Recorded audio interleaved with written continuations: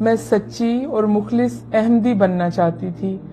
جس کے لیے میں قادیان گئی، لیکن میں نے جو حالات وہاں دیکھے اس نے مجھے قادیانیت سے قریب کرنے کی بجائے اسلام کے قریب کر دیا۔ میرا نام چندہ سمینہ کوثر ہے اور میرا تعلق چناب نگر سے ہے، جس کا پرانا نام ربوہ بھی ہے۔ میں نے بنیادی تعلیم ربوہ سے حاصل کی، FA BA، اور اس کے بعد میں نے BEd جو ہے چنیوٹ کالج سے کیا۔ BEd کے بعد مجھے جانے کا موقع ملا اسٹوڈنٹ بیس پہ سوئٹزرلینڈ، ادھر سے پھر میں نے مائیگریٹ کیا بیلجیم میں موجودہ میری سچویشن جو ہے وہ میں بطور جج فیملی کورٹ میں فرائض انجام دے رہی ہوں۔ میں پیدائشی قادیانی تھی۔ میرے خاندان میں سب سے پہلے میرے پردادا قطب الدین نے مرزا قادیانی کو امام مہدی مانا تھا۔ جب میں قادیانی تھی تو بھی اپنے آپ کو مسلمان ہی کہا کرتی تھی، بلکہ ٹرو مسلم کہا کرتے تھے ہم اپنے آپ کو۔ لیکن میرا اپنی والدہ کے ساتھ چھوٹی عمر میں قادیان جانے کا موقع بنا۔ یادداشت میری تھوڑی شارپ ہے، اس لیے مجھے ایک ایک دن یاد ہے قادیان کا۔ تو میں نے جو محسوس کیا کہ وہ ایک بستی میں سے ایک بدبو ہے، جیسے تعفن ہے، ہلکی ہلکی سی، یا جیسے کہتے ہیں کہ نالیوں کی یا گٹروں کی اس طرح کی ایک آتی ہے تعفن سا۔ دوسری میں نے چیز جو قادیان میں محسوس کی وہ تھی، ایک ان کا کمرہ ہے بیت الدعا، اس میں بہت لمبی لائنیں، اور کہتے ہیں اس میں جو جا کے دعا کرے گا وہ تو جنت کا بالکل ہی حقدار ہے۔ اس میں جب جانے کا موقع ملا تو اس میں ایک اور ہی قسم کی وحشت، اور دو تین لوگ ادھر کھڑے ہو سکتے ہیں، جلسے کے دن تھے۔ تو اس بیت الدعا میں مجھے کوئی بھی روحانی چیز نہیں نظر آئی۔ تیسری جو چیز تھی وہ تھا منارۃ المسیح،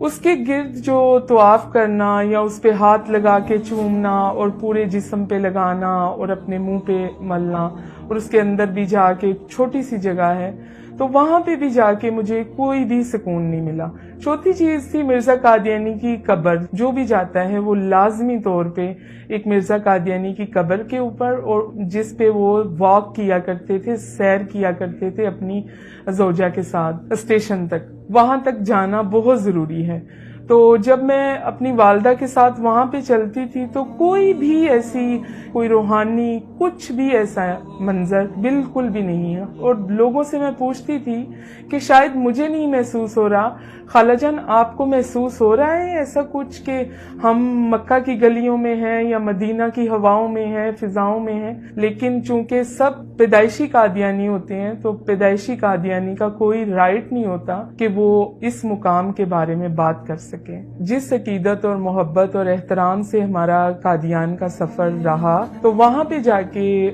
جو ایک تصور تھا ایک روحانی ماحول کا، ایک خوشبودار زمین کا، ایسا بالکل بھی کچھ بھی نہیں تھا۔ لوگ بس اپنے تئیں اس کو مکہ مدینہ کا درجہ دیے بیٹھے ہیں۔ اس کے بعد جب میں نے مرزا قادیانی کی کتابیں اس لو سے شروع کی کہ مرزا قادیانی نے خود کہا ہے کہ ہر احمدی پہ 3 دفعہ میری کتابیں پڑھنا لازم ہے، تو مجھے پتا چلا کہ حضرت عیسیٰ علیہ السلام جو خدا تعالیٰ کے سچے نبی تھے اور پاکیزہ ماں سے پیدا ہوئے تھے، ان کے بارے میں جو گستاخانہ باتیں تھیں وہ میں جب اپنے والد سے شیئر کرتی تھی تو میرے والد جو ہیں بہت زیادہ خفا خون ہوتے تھے کہ یہ کوئی مولوی تمہیں پٹی پڑھاتا ہے۔ جیسا کہ روحانی خزائن جلد نمبر 19 میں مرزا قادیانی نے خود اپنے ہاتھوں سے تحریر کیا ہے کہ نعوذ باللہ حضرت عیسیٰ علیہ السلام جو ہیں وہ شراب نوشی کرتے تھے۔ تو اس طرح کے بہت سارے کفریہ کلمات ہیں جو ایک نبی کی شان کو بالکل بھی زیب نہیں دیتے۔ اس کے بعد جو کچھ ایسی باتیں ہوتی تھیں کہ بہت ہی زیادہ ایک بچی اپنے باپ سے نہیں کر سکتی، تو وہ باتیں میں اپنی ماں سے کرتی تھی، اندھیرے میں، کبھی چھپ کے، کبھی پیٹی والے کمرے میں، کہ والدہ یہ چیزیں لکھی ہیں۔ تو میری والدہ ایک پڑھی لکھی عورت تھیں، تو پھر وہ مجھے کہتی تھیں مجھے نشان لگا دو بیٹی، میں 10 بار پڑھوں گی اور اسے سمجھنے کی کوشش کروں گی۔ اور کئی دفعہ محلے کے مربی سے بھی میں رابطہ کرتی کہ آپ تو ہمارے استاد محترم ہیں، ہماری رہنمائی کریں، یہ باتیں دل میں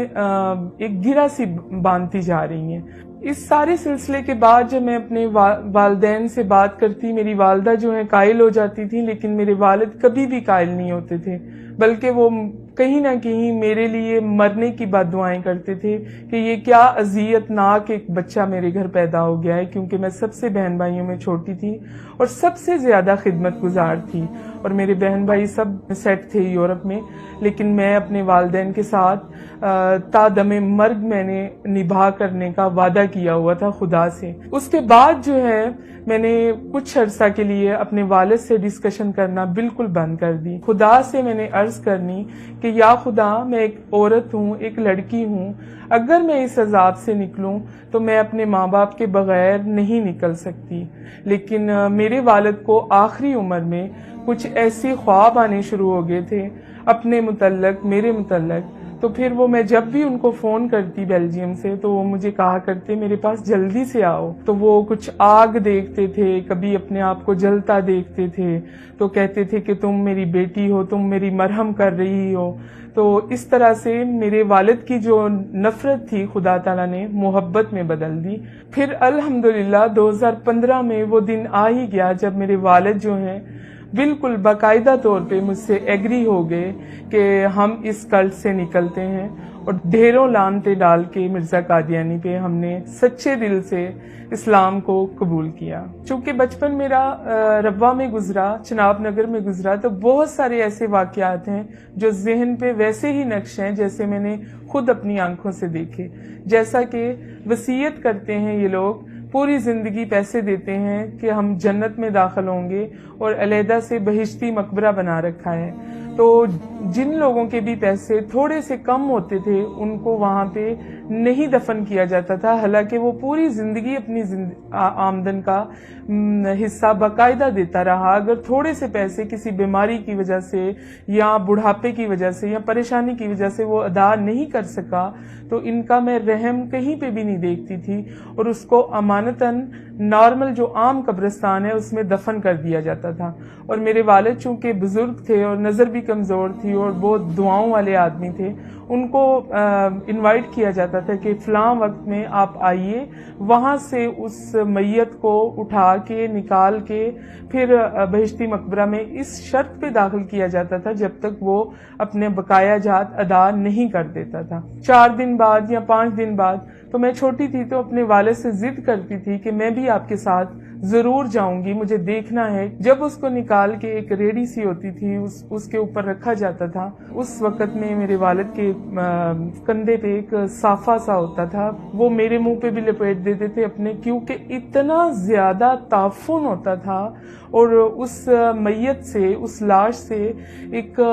غلیظ اور بدبودار پانی پورا سفر جو ہے عام قبرستان سے بہشتی مقبرے تک چھڑکاؤ ہوتا جاتا تھا۔ وہ میں اپنے دل میں اس قدر درد محسوس کرتی تھی کہ ہمارے پاس کیوں اتنے پیسے نہیں ہیں، ہم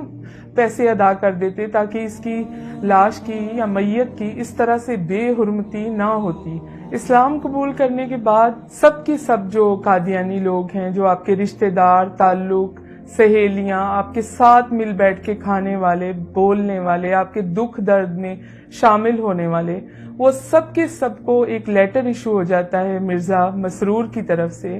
کہ اس بندے نے قادیانیت کو رد کر دیا ہے اور ہمارے نزدیک اب یہ مرتد اور کافر ہے۔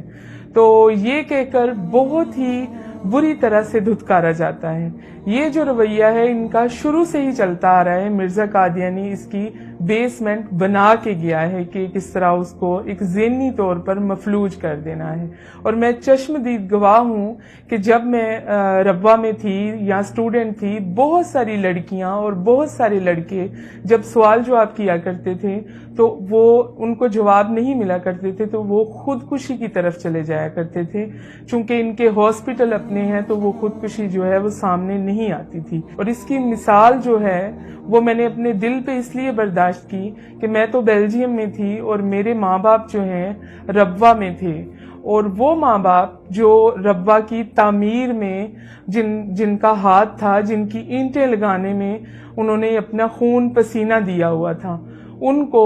مرزا مسرور کی وجہ سے اپنے گھر میں قید کیا گیا کہ آپ توبہ کریں، آپ ایک پر اثر شخصیت ہے محلے کی، اگر آپ اس سے نکلیں گے تو بہت سارے لوگ بھی سوال اٹھائیں گے۔ اور اوپر گلی میں کیمرے بھی لگائے جاتے تھے کہ کوئی بھی ان کی مدد نہیں کر سکتا، نہ ان تک کوئی فوڈ پہنچتا تھا، درد کی دوائی، ڈسپرین، کچھ بھی، محلے کا بالکل بائیکاٹ۔ تو اس طرح کے مصائب برداشت کر کے انہوں نے اپنی زندگی دے دی، اور ان کی ڈاکٹری رپورٹ جو میری والدہ کی اور میرے والد کی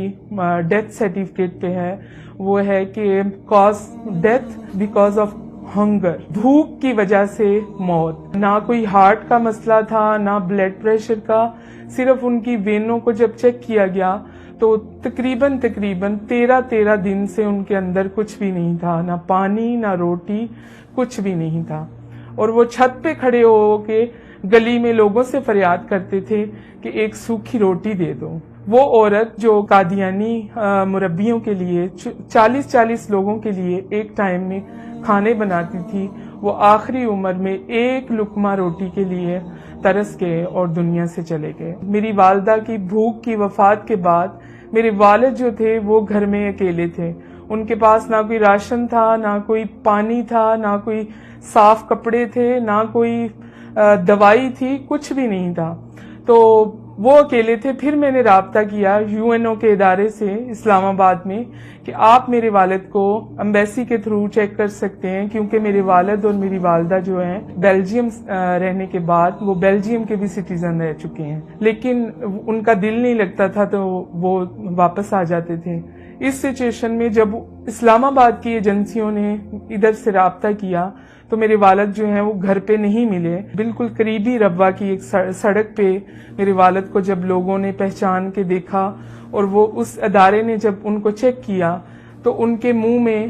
بہت سارے بجری کے پتھر تھے جو وہ چوس رہے تھے، اور جب ان کو کہا گیا کہ آپ کا گھر کدھر ہے تو ان کو گھر بھی یاد نہیں آ رہا تھا کہ میرا گھر کدھر ہے۔ قادیانی جو ہیں ان کے اوپر ایک الزام ہے کہ وہ اسرائیل کے بہت زیادہ قریب ہیں، اور میں بھی اس چیز کو الزام ہی سمجھتی تھی جب میں مختلف قسم کی دیواروں پہ یہ لکھا ہوا دیکھتی تھی کہ قادیانی جو ہیں اسرائیل کے یار ہیں، غدار ہیں۔ تو میں سوچا کرتی تھی کہ یہ کون سے ایسے مولاناز کو حق ہے جو قادیانیوں کو ایسا کہے یا باقاعدہ طور پر دیواروں پر تحریر کر دے۔ تو بہت ہی ایک غصے کی سی کیفیت پیدا ہوتی تھی۔ لیکن بیلجیم میں جانے کے بعد، ان کے سسٹم کے اندر جانے کے بعد، ایک تبلیغی طور پہ ان کا کام کرنے کے بعد اندازہ ہوا کہ یہ بالکل حقیقت اور حق اور سچ بات ہے، کیونکہ قادیانیوں کا ایک اعلیٰ سطح کا مرکز جو ہے وہ اسرائیل میں خود بنایا ہے، اور ادھر ان کا آنا جانا بھی ہے۔ اور 2014 میں باقاعدہ طور پر قادیانیوں نے چھوٹے ہر ایک کے کارڈز بنائے چپ کے ساتھ، جس میں آپ کی ہیلتھ، آپ کی ایجوکیشن، آپ کی عمر، آپ کیا کرتے ہیں، آپ پوری ایک بایوگرافی کے ساتھ، اور یہ انہوں نے اس نام پہ بنائے کہ یہ ہماری سیکورٹی کے طور پہ ہیں۔ لیکن وہ ایک قسم کا معاہدہ تھا اسرائیل کے ساتھ کہ ہم پاکستان کی طرف سے یہ والی کمیونٹی جو ہے وہ اتنی تعداد میں آپ کے ساتھ شانہ بشانہ کھڑے ہیں۔ تو میری یہ بات کا وہم اور یہ ایک غصہ اور نفرت یہ نکل گیا کہ یہ ایک الزام نہیں ہے، یہ حق اور سچ بات ہے۔ قادیانی جو ہیں وہ اسرائیل کے یار ہیں، اور یہ سچ ہے کہ قادیانیوں کو اسرائیل سے خاص قسم کی ایک انسیت ہے۔ ایک چیز جو میرے لیے اور بہت زیادہ قابل تکلیف تھی، اذیت کا باعث تھی، کہ جب بھی کوئی قادیانی مائیگریٹ کرتے ہیں پاکستان سے، یہ ایک ماحول کریٹ کرتے ہیں، سٹوری کریٹ کرتے ہیں پاکستان کے خلاف کہ مولاناز جو ہیں وہ ہمارے پیچھے چڑھ گئے، ہماری بچیوں کو خطرہ ہے۔ یہ صرف اور صرف پاکستان کو اس طرح سے ڈاؤن کرنے کی باتیں کرتے ہیں کہ یہ ایک بہت ٹیرورسٹ سا کنٹری لگتا ہے دیکھنے والے کو، جس کی ایک مثال یہ ہے کہ پاکستان کے جو تحفظات ہیں یورپ میں یا دوسرے ملکوں میں، وہ قادیانیوں کی وجہ سے بھی بہت زیادہ بڑھ چکے ہیں، جس کی وجہ سے پاکستان گرے لسٹ میں جانے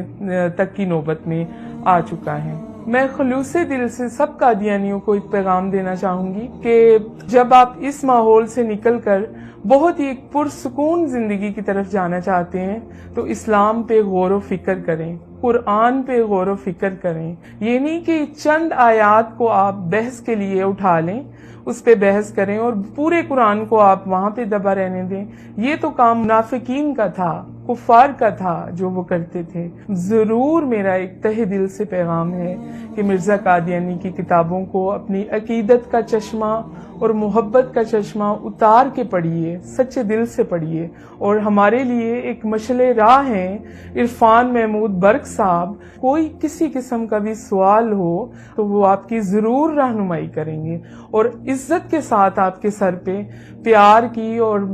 محبت کی ایک چادر بھی رکھیں گے جسے آپ کبھی بھی اپنے سے دور نہیں کر سکیں گے. اب میری زندگی کا مقصد صرف اور صرف یہ ہے کہ جو لوگ اندھیروں میں بھٹک رہے ہیں، جن کو راستہ کچھ بھی دکھائی نہیں دے رہا اور وہ اپنے تئیں سوال کرتے ہیں، اپنے تئیں جواب لیتے ہیں،